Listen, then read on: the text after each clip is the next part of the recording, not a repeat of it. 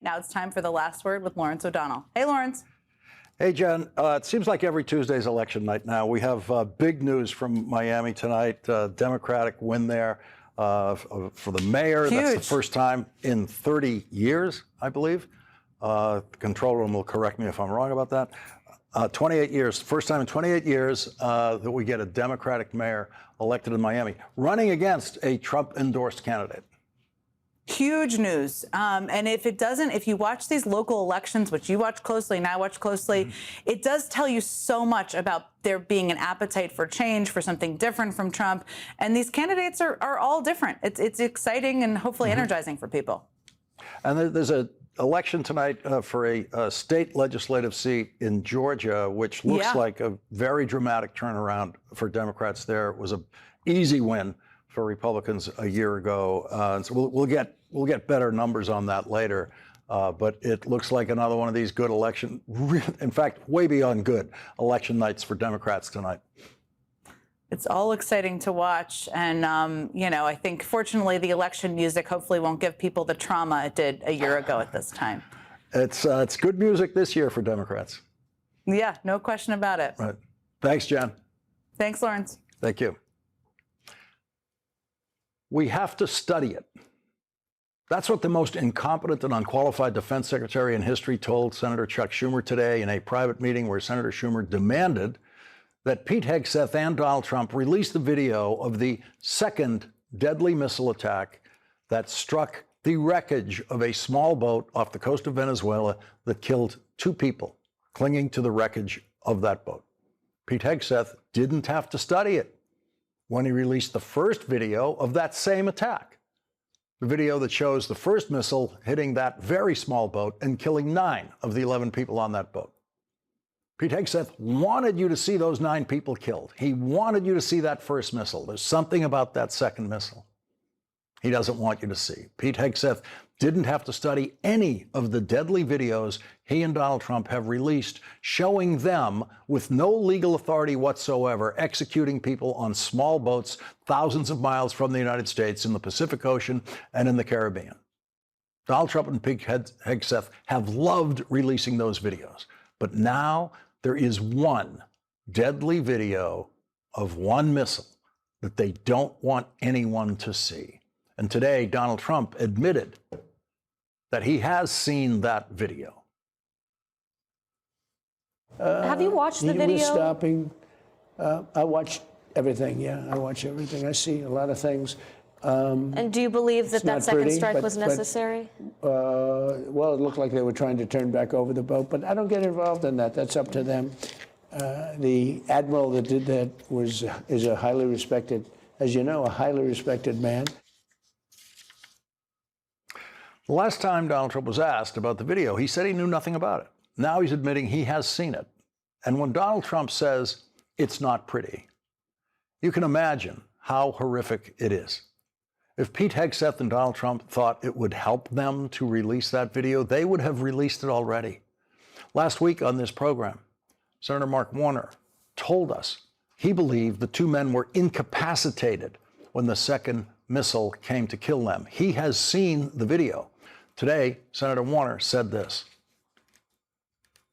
It's a little strange where administration officials say, well, we can release edited versions of videos that they like to brag about, but then not at least show the immediate moments up to and including the second strike that took place on September 2nd. How you can suddenly say, well, we're going to release videos of a boat and then our strike action, but we're not willing to release the video when the survivors are identified before a strike takes place, in my mind, doesn't pass any kind of smell test.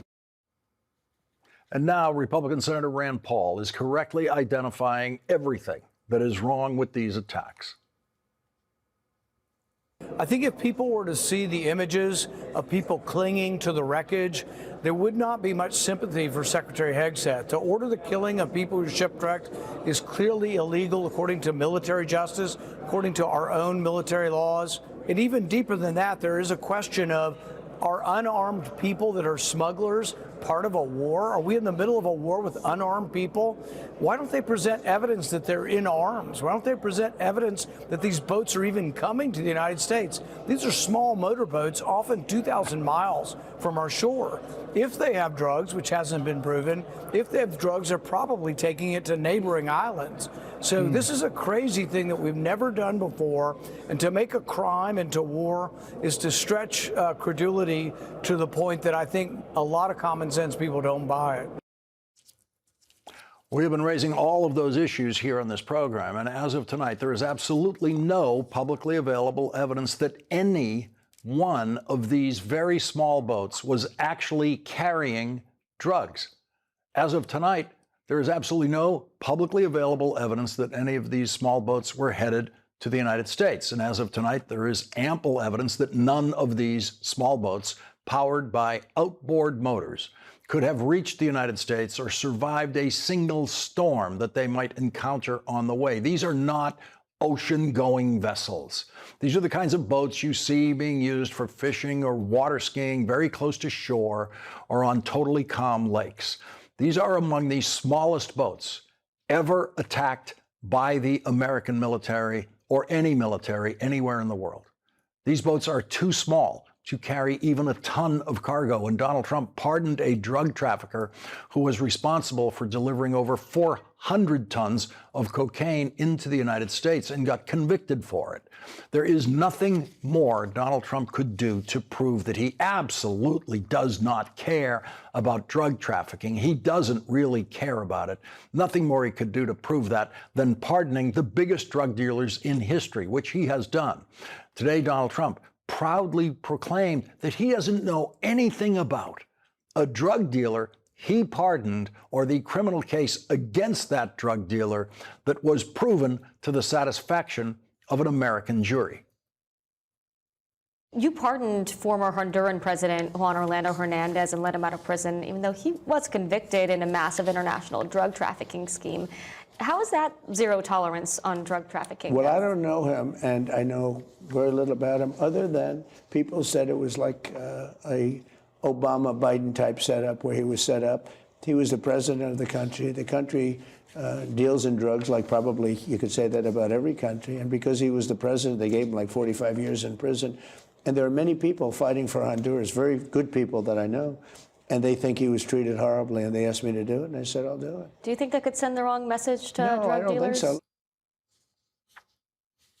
Unfortunately, the reporter did not ask Donald Trump to name a single person who recommended that pardon. So we have no idea what the real story between Donald Trump's pardon of the big drug dealer was. But some friends of Donald Trump obviously are connected to it. They were obviously making money in that transaction as lawyers representing that person. We're going to find it out eventually, but we don't know it now. And there's no questioning about that today. And according to that rationale that you just heard, every single person prosecuted by the federal government during the 4 years of the Biden presidency or the 8 years of the Obama presidency deserves a Trump pardon right now. Every single drug dealer. Because the Obama Justice Department or the Biden Justice Department were just incapable of doing fair prosecutions, according to Donald Trump, even of drug dealers. So that's it. Pardon them all, according to that rationale. But of course, we know Donald Trump is lying. Every word he says about that pardon is a lie. Donald Trump will never reveal why he pardoned the drug-dealing former president of Honduras or who told him to do it. That former president now faces new charges in Honduras after Donald Trump pardoned him. So we'll see how much help that pardon actually turns out to be. The Washington Post reports that Hernandez is, quote, wanted for money laundering and fraud in connection with allegations that his 2013 political campaign used stolen public funds. Because Donald Trump refuses to read, he is completely uneducable. But for some government documents, they're pretty easy to read. Some are easier than others. And the Justice Department description of former President Hernandez's crimes is simple enough, even for Donald Trump to understand if he was capable of reading. But Donald Trump is too lazy to read anything that his job normally requires, so he happily goes into interviews declaring his full ignorance about the person he just pardoned. The Justice Department wrote that Juan Orlando Hernandez was, quote, at the center of one of the largest and most violent drug trafficking conspiracies in the world.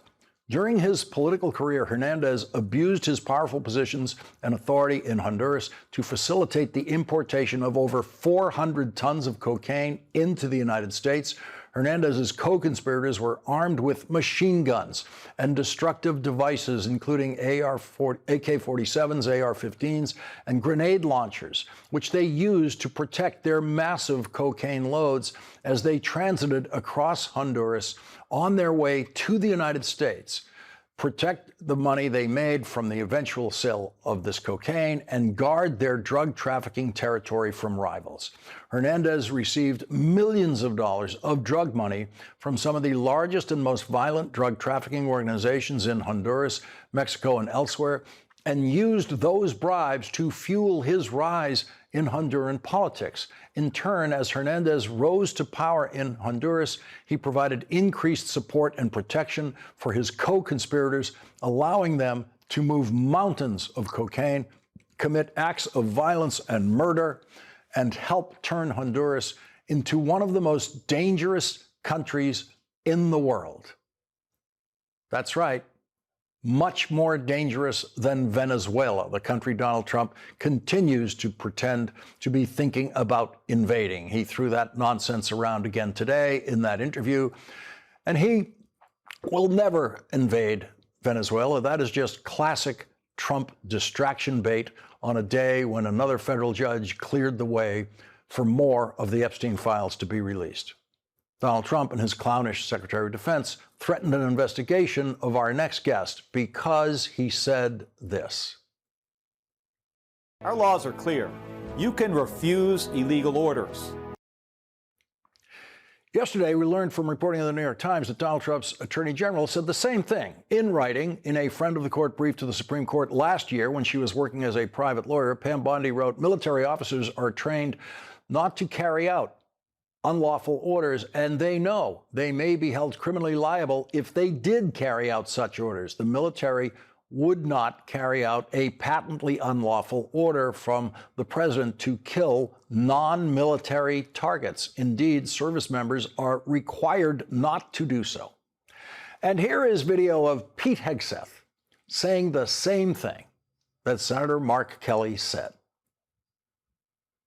Military leaders saying you could not possibly kill the families of would-be terrorists, and they would not follow the order. And his answer, Donald Trump's answer on what if the generals won't listen to you when you say take out the families? Oh, they'll listen. That's really not the answer. No, I got some response from vets on that saying you're not just going to follow that order if it's unlawful. The military's not going to follow illegal orders. And so the Trump campaign was forced to change their position and say, we're going to try to change the law so that the military can operate within the law. That's a tall order also. Here's the problem with Trump. He says, go ahead and kill the families. Go ahead and torture. Go ahead and go further than waterboarding. What happens when people follow those orders or don't follow them? It's not clear that Donald Trump will have their back. Donald Trump is oftentimes about Donald Trump. Leading off our discussion tonight is Democratic Senator Mark Kelly of Arizona. He's a member of the Armed Services Committee and the Intelligence Committee in the Senate. Senator, thank you very much for joining us tonight. What is your reaction to hearing Pete Hegseth say a version of what you said that he is pretending needs to be investigated? Well, I mean, can you believe the hypocrisy of these folks? You know, and I think the thing that stuck out to me, here's the thing you need to know about Donald Trump, right? And we all know who Donald Trump is. He's a convicted felon. He has no business being in the White House. It is it's a travesty that this has happened to the American people, actually. And now this is something that we are going to, have to deal with. Myself and my colleagues, we said something the president didn't like, and because of that, he said we should be killed. Yeah, he went far beyond just investigated. And we heard Marjorie Taylor Greene on 60 Minutes assign to Donald Trump the fault in the death threats that she has received since Donald Trump broke with her and started criticizing her. Yeah, I mean, my understanding is she's received a tremendous number of death threats. I have too, not only to me personally, but to members of my family, Gabby in particular. I'm no stranger to political violence. This is something we have lived with for, 14 years when my wife, Gabby, was shot in the head meeting with her constituents. And this president, not only is he, threatening us with being hanged and executed, he's also now threatening me with the full force of the Department of Defense with a court-martial. And he's getting Pam Bondi and the Department of Justice to come after us and prosecute us for something that his cabinet members have previously said. When your wife was attacked and the attempted assassination there, that was not as a result of a president of the United States urging an action like that or encouraging an action like that. That kind of provocation was not out there at that level at that time. What does it feel like for you now to be basically targeted in this kind of way by the president? Well, I mean, we were surprised. I mean, this is not something we expected. We expected even this guy, if he said anything in response to us telling the military that they should follow the law, we would have heard something like, of course. But instead, he said we should be killed. I mean, it's unprecedented in our country's history for a president to call for the execution of members of Congress. And I hope we don't normalize this behavior. Some people they dismiss it and say, well, it's Donald Trump. It is a direct assault on the First Amendment, the freedom of speech of all Americans. And this just isn't about me.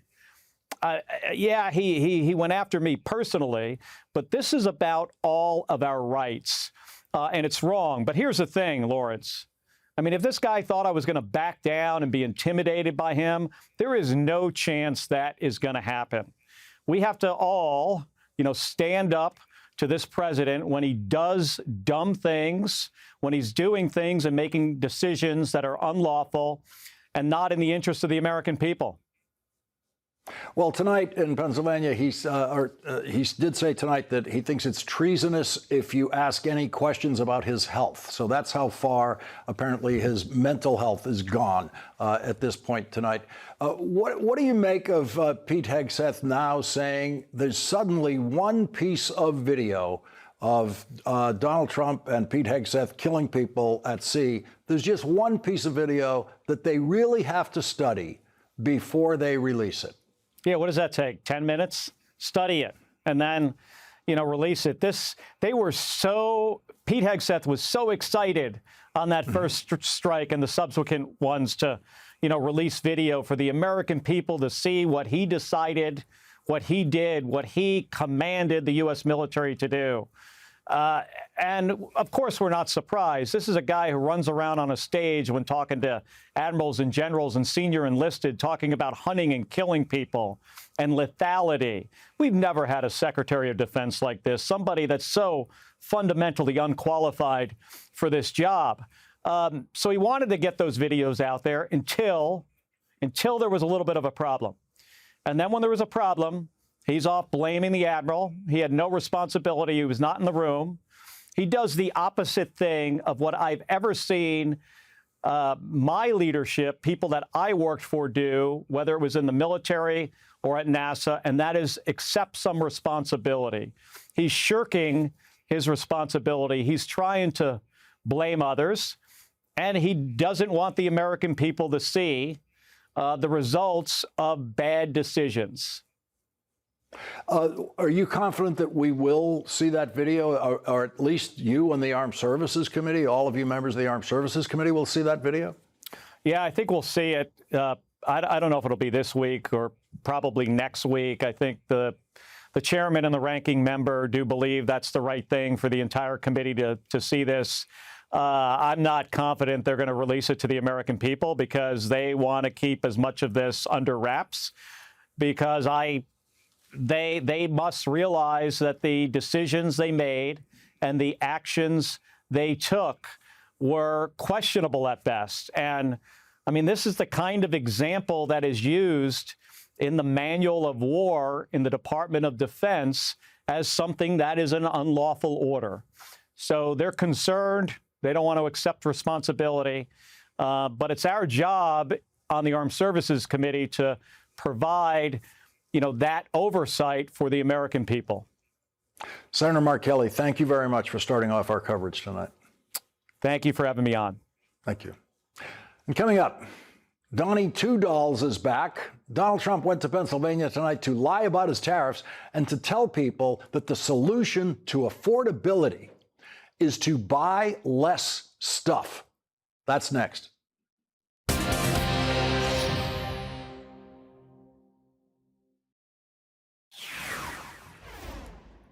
Donnie Two Dolls is back. Donald Trump took his new affordability message to Mount Pocono, Pennsylvania tonight, and his new affordability solution is buy less stuff. You don't need $37 for your daughter. 2 or 3 is nice, but you don't need $37. That is the Trump solution, the Donnie Two Dolls solution to the skyrocketing price of dolls and toys from China, thanks to Donald Trump's tariffs. Okay, so not $37. How many guns? Are 2 or 3 guns enough? That is Donald Trump's solution to all of the increasing prices in the American economy. Just don't buy as much stuff. He's never applied that to guns, but maybe he'll get around to that. In other words, Donald Trump has no idea how to reduce any prices anywhere on anything. And of course, Donald Trump told his usual lie tonight about his tariffs. Bringing us hundreds of billions of dollars. I just helped our farmers out because they're starting to do really well. Tariffs are bringing us nothing. Every dollar of Trump tariffs, every dollar is paid by Americans. No foreign country has ever paid a single penny of Trump tariffs, and they never will. No foreign country has ever paid an American tariff. That's not how it works. Everyone who pays the Trump tariffs is an American person or an American business. Those tariffs are paid only here in the United States when the goods arrive in the United States. So they're paid by us. So all of the money that Donald Trump is now giving to farmers, $12 billion, because they are suffering economically, is money coming from us, American taxpayers, and no one else. American farmers who produce far more food than the United States can possibly consume depend on selling their agricultural products to foreign countries. And because of the Trump tariffs, foreign countries have retaliated against the United States and are not buying American agricultural products. So Donald Trump has ruined the American agricultural economy. Pennsylvania's Governor Josh Shapiro issued a statement tonight saying Trump's tariffs and economic policies have raised prices at the grocery store, shuttered markets for our farmers, hurt our manufacturers, and dramatically increased the cost of living for Pennsylvanians. And today, Donald Trump finally revealed the Trump health care plan in that interview with Politico. What I want to do, very simple, I want to give the money to the people, not to the insurance companies. Why didn't anyone else think of that? Oh, yeah, because when you give the money to the people, they then have to buy health insurance with the money. So it's impossible to give only the people the money and not eventually let some of that money go to health insurance companies. And giving people the money to pay for their health insurance is exactly what the Affordable Care Act does, among other things. And it gives people that money in the form of tax credits, which Donald Trump and the Republican Party in Congress have killed, thereby pushing health insurance far beyond affordability for many millions of people using the Affordable Care Act. In his Politico interview today, Donald Trump got the lazy, childish question that is a favorite of Washington interviewers. how would you grade yourself on the economy? Donald Trump gave the childish question an even more childish answer. I wonder what grade you would give A your plus. economy. A plus. Yeah, A plus, plus, plus, plus, plus. A plus, plus, plus, plus, plus. 5 pluses for Donald Trump, by Donald Trump. Joining us now is Pennsylvania Democratic Congresswoman Madeleine Dean. She is a member of the House Appropriations Committee and the House Foreign Affairs Committee. Thank you very much for joining us tonight. So did Pennsylvania get the message tonight? All they have to do is buy fewer things, buy less stuff, spend less money, and that's their affordability solution. The inane statement of buy fewer dolls, I don't even know where it comes from. No, unfortunately, the president, remember, the affordability thing is a Democratic hoax. So why is it that he decided to go and start a tour about affordability in my home state of Pennsylvania if it's just a Democratic hoax, a scam? Of course, you laid it out very, very well, sadly. A combination of what the Republicans did in passing the big, beautiful bill and the harm that that does to people in terms of their pocketbooks and Medicaid, SNAP benefits, and the rest. And then, of course, Trump with his chaotic tariffs, raising the price on everything, making businesses so uncertain. And in my home state, prices are up. Electricity prices up 15%, beef up 15%. Some other coffee, 20%. Bananas that I kind of famously had a conversation with Secretary Lutnick about, up 7-8%. So prices are up. People know it. And how odd that the president chose to go to a casino, Mount Pocono Casino Resort, to talk about affordability. Because I don't know about you, but when times are tight for me, I head to the casino.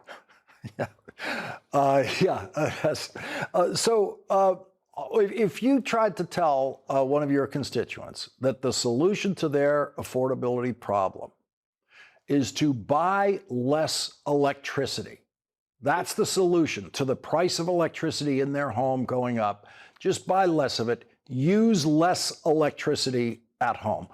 What response would you get from that voter? Well, they would think I was insane. I could tell them also, have 1 cup of coffee, not 2. Mm-hmm. You can't have 2. It's just too much money.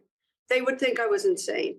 And really, my constituents are talking to me all the time, whether it's a neighbor in a grocery store, saying, what is going on with this president? Why has he done this to our economy when the economy was coming back? And he's just wreaked havoc with it in an inane way. He cannot be, explained to that the very thing you said is the truth. When products come into this country, it is the businesses, the people picking them up that have to pay that tariff. And then what do? They're going to pass it on to consumers, and that's what we are seeing. The marketplace has been really made difficult. And I want to layer in the healthcare problem that the president and Republicans are doing nothing about. You quoted Josh Shapiro about farmers. Over the weekend, we saw in the Philadelphia Inquirer, 31,000 Pennsylvanians have opted out of Penny, the state exchange for healthcare, as a result of the premium increases. Josh Shapiro, my governor, has said also that he estimates 150,000 Pennsylvanians will just simply say, I can't do it. I can't afford it. The cost is too high. And then add that to the estimated 300,000 who are going to lose as a result of the Medicaid cuts from the big, beautiful bill. That's almost 500,000 people in Pennsylvania who will struggle over healthcare costs and access. And then when they lose their health insurance, that's when healthcare bankruptcies occur. People end up losing their homes. They get hit with a huge medical bill that they have no health insurance to cover. It's just a thing that keeps spiraling against them. Congresswoman Madeleine Dean, thank you very much for joining us tonight. Good to be with you. Thank you. And coming up, another judge ordered the release of more of the Epstein files today, and this material is going to make it a lot harder for Donald Trump to pardon the convicted sex trafficker Ghislaine Maxwell, his old friend Ghislaine Maxwell. That's next with Congressman Ro Khanna.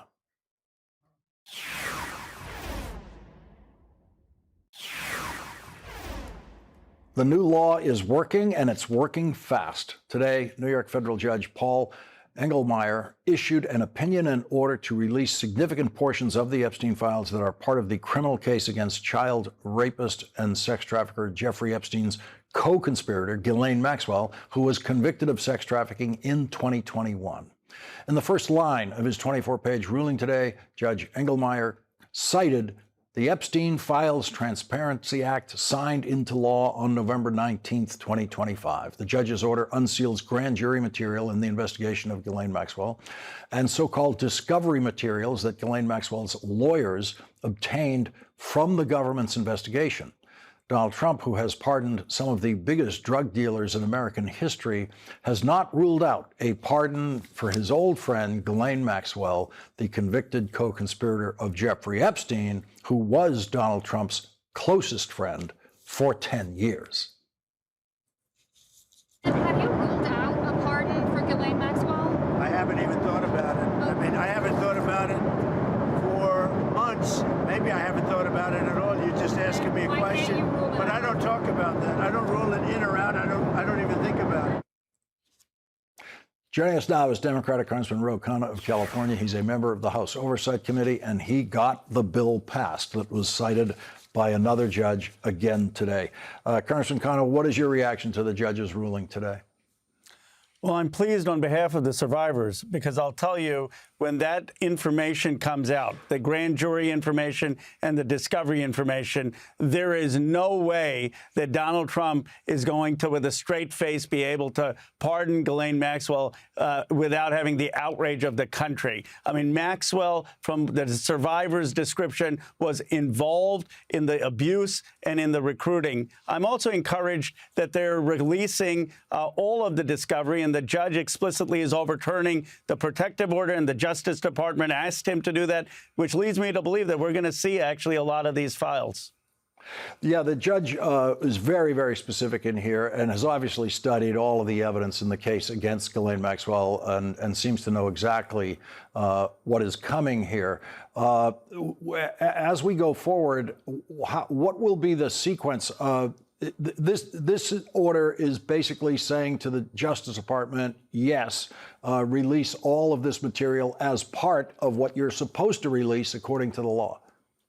You're absolutely right. Look, Pam Bondi obviously obfuscated, and she could have released more. But one of the arguments that Justice made when they did not release all of these files is they said, well, these judges have protective orders. These judges have said we can't have the grand jury. Well, now there's a clear law passed 427-1 in the House, 100-0 in the Senate. And the judges, both the judge in Florida and the judge in New York, is saying you can now release all of this. And the good news is the Justice Department is asking actually to be compliant with the law. So obviously we have to be vigilant, but so far it looks like the judges and the Justice Department are making an effort to finally comply with the law. And that means these survivors, these 1,000 survivors, are finally being seen by the wheels of American government.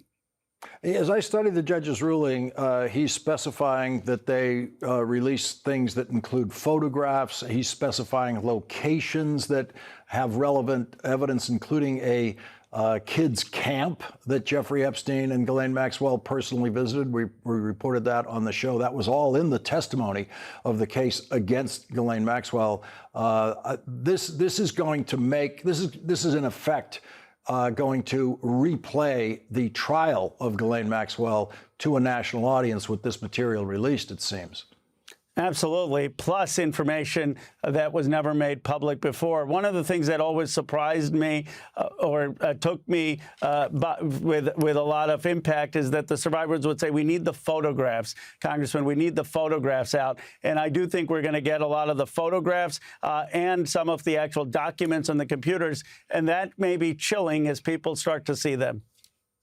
Well, this is the kind of evidence that no one really knows about the case file on the president of Honduras. They don't know about the, 400 tons. They don't know of cocaine. They don't know about the millions of dollars. I was just trying to familiarize the audience with that evidence tonight. But by the time this comes out, and when it comes out, we will all be covering this evidence very, very thoroughly. And that seems to be the only thing that could possibly inhibit what appears to be Donald Trump's desire to give Ghislaine Maxwell a pardon. And that's why I'm relieved it's coming out. Like you, Lawrence, I've spent a lot of time with the survivors. When Maxwell's name would be mentioned, when this idea of a pardon would be mentioned, they would be outraged. It would be almost a triggering event, reminding them of their trauma. So the fact that mountains of this evidence is going to come out is, one, going to shock the country about how heinous these crimes actually were. It is going to, in my view, implicate other people who were involved. And it's going to be such overwhelming evidence that the president literally would have to have total cruelty and indifference to, at that point, pardon Maxwell. Carson Ro Khanna, thank you very much for joining us tonight. Thank you, Lawrence. And coming up, where we see nothing, more creative minds can see something to make a little magic. That's next.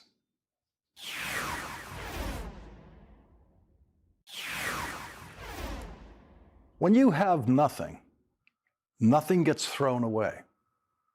When we delivered new desks like this one to this girl's elementary school in Malawi last month, some of the desks arrived wrapped in protective plastic covering. And as usual, the kids carried the desks from the trucks into the classrooms themselves, singing songs of joy all the way. And when they unwrapped those desks, they gathered up all the plastic wrapping, all of it. They saved it, saved all of it. Some of them to bring it home so that their parents might find a use for it. None of these children have toys. None of them have any possessions other than what they are wearing. Half of them don't have shoes. They're never jealous of kids who have more than they have because they never see kids who have more than they have. And perhaps because they have nothing, they have more creativity. They make toys sometimes out of twigs and sticks and other objects that they find. And those sticks bring as much joy to their faces as the joy we see on Christmas morning when some of our kids are showered with gifts. When this girl grabbed her piece of the plastic covering from her desk, she immediately styled it into that hat. And then other girls followed her example, and soon we were in the middle of an impromptu fashion show of plastic wrap belts and hats and big smiles. This was the first time that I delivered desks with a protective plastic covering on them, so it's the first time that I saw this particular burst of magical creativity, a new dimension of the magic that I've seen happen for 15 years of delivering desks to schools in Malawi, thanks entirely to your generosity to the Kind Fund, a partnership I created with UNICEF to deliver desks to elementary schools in Malawi that have never had desks. The head teacher of the Chapita Primary School, Damson Senzani, told me that he was overwhelmed to learn that we would be delivering desks to his school where over 800 students were sitting on the floor. Learners were struggling to write good handwritings while seated on the floor. Even girls, they could feel shy to stand when they're responding to questions from teachers. But now with the coming of the desk, because they will be seated comfortably on a desk, they will be writing comfortably on the desk. I feel that I still have a full hope that there will be a change in terms of handwriting of my learners, the performance of my learners. I'm expecting a lot of learners to transfer in from other schools, because now they'll say, no, let us go to that school that has desks right from the first class up to the last class. I feel that it will change the performance of my learners at the school. It will change the performance of the learners at this school. I hear that every time from teachers in Malawi seeing desks in their classrooms for the first time. The Kind Fund also provides scholarships for girls to attend high school in Malawi, where public high school is not free, and the girls' graduation rate from secondary school is half the boys' graduation rate from secondary school. For the nation to develop, for the community to develop, even for the family to develop, we need to educate the girl child.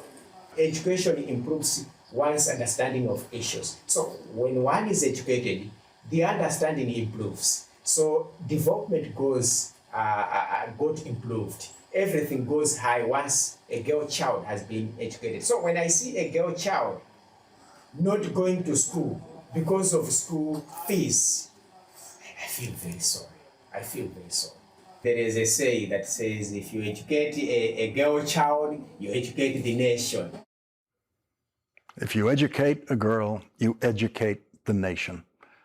That is the message echoed by Michelle Obama in support of girls' education when she went to Malawi in November of 2023, just a few weeks before I traveled to Malawi that year. You can go to lastworddesks.ms.now to contribute any amount. No contribution is too small to help provide desks to schools in Malawi or scholarships for girls to attend high school in Malawi. You can make a contribution in the name of anyone on your holiday gift list, and UNICEF will send them an acknowledgement of your gift. Damson Senzani knows how important role models are for kids growing up in Malawi. Damson Senzani is one of those teachers who is regarded with awe and love by all of his students at his school. He carries himself with humility, authority, and the joy of doing the work that he wants to do. When I was at primary school, I was not very sure as to what I would be in future. In fact, in those days, the person whom I was admiring was just the teacher, because the one whom I was exposed to. Those people, they would tell me that I am a doctor because I went to school. I am a teacher because I went to school. So that motivated me. That motivated me. And that's why I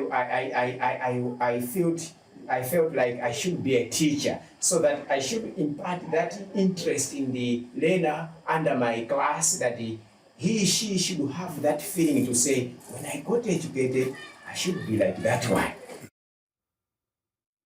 I should be like that one. That really does seem to be the feeling that so many kids in Damson School have when they look up to him as the hero that he really is. And we all have something to learn from the children of Malawi, like this girl, who sees something where we see nothing and finds new ways to brighten her world and our world.